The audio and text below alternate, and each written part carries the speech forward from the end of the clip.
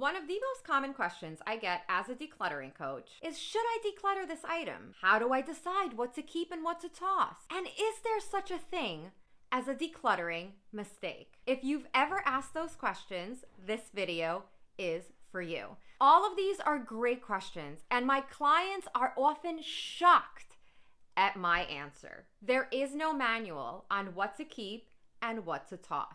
Decluttering is not about a set of rules or items. It's a subjective journey that changes depending on what decluttering season you are in. Let's chat about the 3 decluttering seasons and what's typically decluttered in each. I see so much on social media advising people to keep this or toss that. And sure, there are some basic best practices with decluttering, such as getting rid of expired pantry items, expired makeup, and appliances you haven't used in years, and a slew of others. But what you choose to declutter or keep depends on where you are in your decluttering journey as well as your mindset. Here are some things that I've noticed that people in various seasons of their decluttering choose to toss or keep. Let's start with category number 1, which is the decluttering beginner. These are some common thought processes of a decluttering beginner. I don't know where to start. What if I make a mistake? Of course, I need all of these nail polish, and this broken picture frame can come in handy. The beginner will keep 90% of their things, and that's okay. You're just starting out. How in the world can you expect yourself to go from 0 to 80 overnight? This is an unrealistic expectation. The brain has yet to break free of clutter habits, and the anxiety is just too great when it comes to letting go of too much too quickly. This is more gentle decluttering, focusing on easy items, a broken pair of scissors, a loose wire, a t-shirt with armpit stains. The next season of decluttering are those decluttering intermediate. This is where we tend to see a lot of mindset shifts. We're beginning to invest more in our home and the way that it looks. We start to feel less stressed and anxious because we've decluttered quite a bit of stuff already. But most importantly, there is this internal transformation that starts to happen that we don't see when we're just starting out on our decluttering journey and we're incredibly attached to the stuff that we have.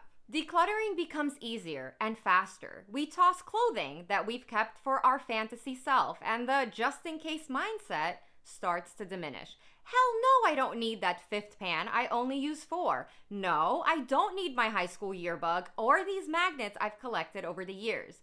We begin to notice other things that should change in our lives. Here, we start creating cleaning schedules. We're invested and care more about our homes. Maybe we even envision having company over, something that did not happen in the first phase of our decluttering journey. We got decluttering on the brain, and while we still at times encounter items we hesitate to let go of, such as beauty products we don't use but cost a ton, we go to bed thinking of the item, only get up at 12 a.m. and toss it. Looking for help to declutter your entire home?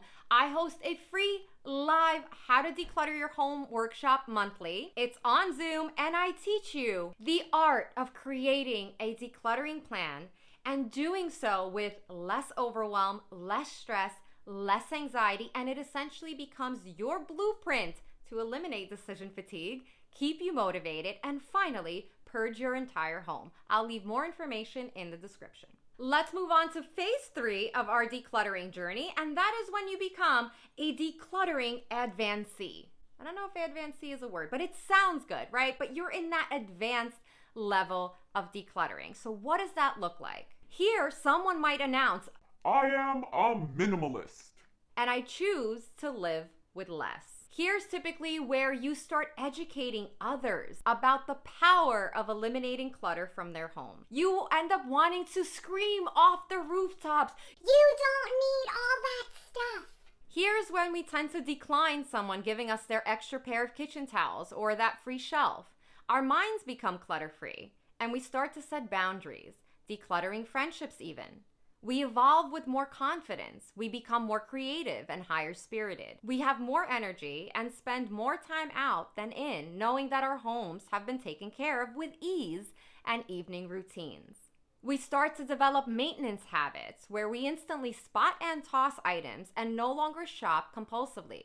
it becomes second nature to toss more than we bring in. Here's where a lot of my clients would say, Margo, why didn't I do this sooner? When you commit to decluttering, you're committing to the journey, and the journey that you're on will take time. And I promise you that decluttering, being able to part with items, will get easier as you transition from beginner to intermediate to eventually advanced. So there's no such thing as never decluttering this or that, nor what to keep.